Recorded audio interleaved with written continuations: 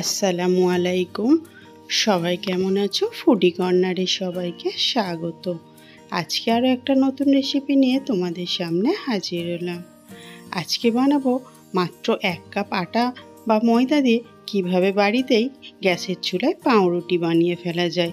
আর এটা বানানোর দেখার পর থেকে আর কোনো দিনই মনে হবে না বাইরে থেকে খারাপ আটার পাউরুটি পয়সা দিয়ে কিনে খাবো। এতই চটজলদি বানানো যায় আর মাত্র দুটো একটা উপকরণ দিয়ে খুব সহজেই বানিয়ে ফেলতে পারবেন পরিবারের সবার জন্য এই মিষ্টি পাউরুটি। পুরোপুরি দেখার অনুরোধ রইল। চলে যাব মূল রেসিপিতে।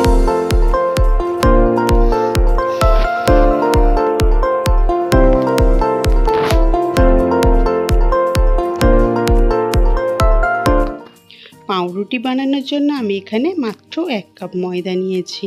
তোমরা চাইলে এখানে 1 কাপ গমের আটা দিয়েও বানিয়ে ফেলতে পারো। দিয়ে দিলাম পরিমাণ মতো লবণ। লবণের পরিমাণটা একেবারে কম থাকবে। এখানে আমি 4 চামচ মেপে 3 থেকে 4 চামচের মতো দিয়ে দেব চিনি। আমি কিন্তু এখানে 2 চামচ চিনি অ্যাড করলাম আর হাফ চামচ দিয়ে দিলাম ইস্ট। ইস্টটা কিন্তু পাউরুটি বানাতে অবশ্যই দরকার। শুকনো উপকরণগুলোকে সুন্দরভাবে হাত দিয়ে ডলে ডলে এইরকম মাখিয়ে নিতে হবে কিছুক্ষণ, যাতে ইস্টটা ময়দার সঙ্গে খুব সুন্দরভাবে মিশে যায়। মেশানো হয়ে গেলে এখানে আমি গরুর দুধ নিয়েছি 1 কাপের মতো, আর দুধটা হালকা কুসুম গরম করে নিয়েছি। আর সেই দুধটা দিয়ে একটা ডো রেডি করে ফেলবো। আর এই ডোটা কিন্তু একেবারে নরম চ্যাটচ্যাটে একটা ডো রেডি করতে হবে। পাউরুটি বানাতে গেলে এই ডোটা একেবারে নরম করে মাখতে হয়। এখানে আমার আরও কিন্তু হাফ কাপের মতো গরুর দুধ লেগেছে। তোমরা চাইলে কিন্তু লিকুইড দুধ বা পাউডার দুধকে এইভাবে গুলেও বানিয়ে ফেলতে পারো। দুধ দিলে পাউরুটির স্বাদটা অনেকটা বেড়ে যায়, টেস্টটাও দারুণ আসে।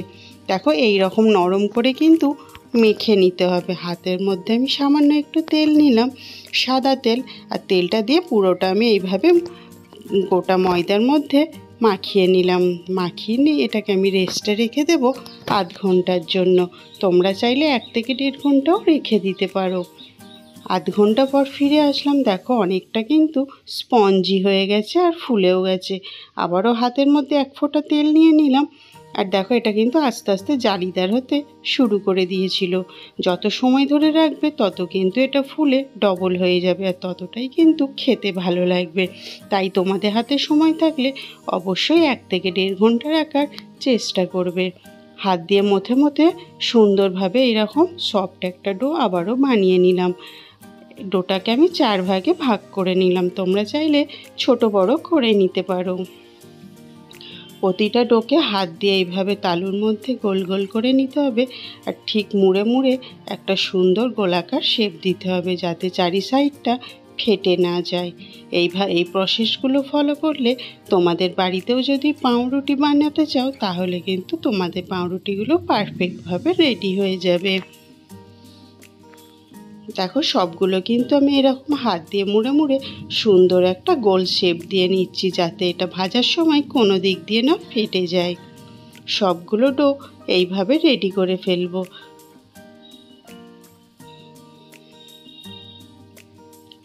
ডোগুলো আমি একটুখানি এইভাবে করে দিলাম। আর আরেকটু সুন্দর দেখানোর জন্য ওপর থেকে দিয়ে দিলাম সাদা তিল। পাউরুটি যখন আমরা কিনে খাই তখন কিন্তু ওপর থেকে এরকম সাদা তিল, কালো জিরে দেওয়া থাকে, আর সেগুলো দেখতে কিন্তু খুবই ভালো লাগে। তাই বাড়িতেও বানানোর সময় একটু যদি সাদা তিল আর সামান্য একটু কালো জিরে ছিটিয়ে দেওয়া যায় তাহলে কিন্তু পাউরুটিটা দেখতে দোকানের থেকে কোনো অংশে কম হবে না। আর বাচ্চাদের দিলে তারা কিন্তু বুঝতেই পারবে না যে এটা বাড়িতে বানানো। এতটাই সফট আর এতটাই সুন্দর খেতে হয় যে একবার যদি বাড়িতে বানিয়ে ফেলো তাহলে কিন্তু দোকান থেকে কিনে খাবার আর কোনো ইচ্ছা হবে না। আবারও এটাকে ঢাকা দিয়ে রেখে দেবো আধ ঘন্টার জন্য। ফিরে আসলাম আধ ঘন্টা পর। দেখো এগুলো ফুলে কিন্তু অনেকটা বড় হয়ে গেছে আর জুড়ে জুড়ে যাচ্ছে। এগুলোকে খুব সাবধানের সঙ্গে হাত দিয়ে আস্তে আস্তে তুলতে হবে। আর এটা ভাজার জন্য যে অনেক ডুবো তেলের দরকার তাও না, সামান্য একটু তেল নিয়ে হাতের তালুর মধ্যে তুলে নিয়ে আস্তে আস্তে তেলের মধ্যে ছড়িয়ে দিয়ে দিতে হবে। আর তোলার কাজটা কিন্তু খুবই আস্তে করতে হবে, হাতে তেল মেখে, না হলে কিন্তু এগুলো জড়িয়ে যেতে পারে। এগুলো কিন্তু এই অবস্থায় খুব নরম থাকে। গ্যাসের ফ্লেমটা কিন্তু একেবারে লো রাখতে হবে, কোনো রকমভাবে মিডিয়াম বা হাই ফ্লেমে এগুলো ভাজা দেবে না। 2-3 মিনিট ভাজা হবার পরে দেখো এগুলো কিন্তু ফুলে আরও বড় হয়ে গেছে।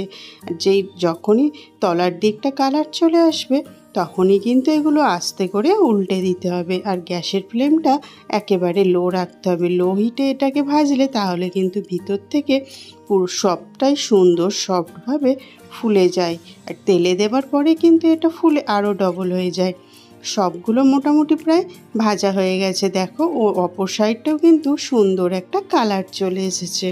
আর এটাকে এইভাবে ঘুরিয়ে ঘুরিয়ে আমি চারি সাইডটাও হালকা করে ভেজে নেব। খুব বেশি সময় লাগে না আর খুব বেশি উপকরণও লাগে না এটা ভাজতে গেলে। চটজলদি বাড়িতেই পাউরুটি বানিয়ে ফেলা যায় কিভাবে, তা তোমরা এই রেসিপিটা দেখেই বুঝতে পেরে যাবে। আর এটা দেখার পর থেকে, আজকের পর থেকে হয়তো আর তোমরা বাইরে থেকে পাউরুটি কিনে খাবে না। দেখো চারি সাইডটা লাল লাল করে ভেজে নিয়েছি, আর এগুলো তেল ঝরিয়ে এবারে তুলে নেব। একেবারে কম তেলে স্বাস্থ্যকর পাউরুটি। বাইরে থেকে খারাপ আটার পাউরুটি কেনার আর কোনো দরকার পড়বে না। বাচ্চাদের টিফিনেও কিন্তু এটা দেওয়া যেতে পারে, খুবই সুন্দর।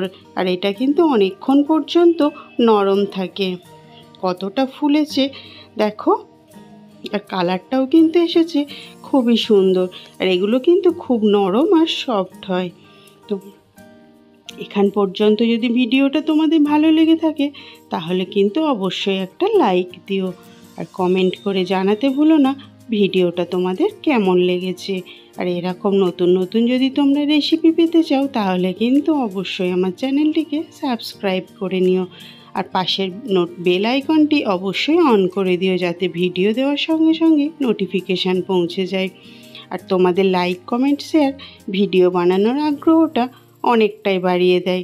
একটা ভেঙে দেখালাম ভিতরটা কতটা সফট হয়েছে।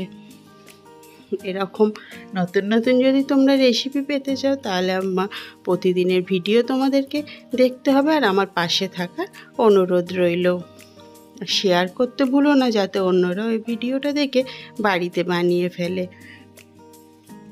এরকম কালারফুল পাউরুটির রেসিপি তোমরা হয়তো আগে কোনো দিন দেখোনি। আজকের রেসিপিটা এখান পর্যন্তই। দেখা হবে পরের রেসিপি।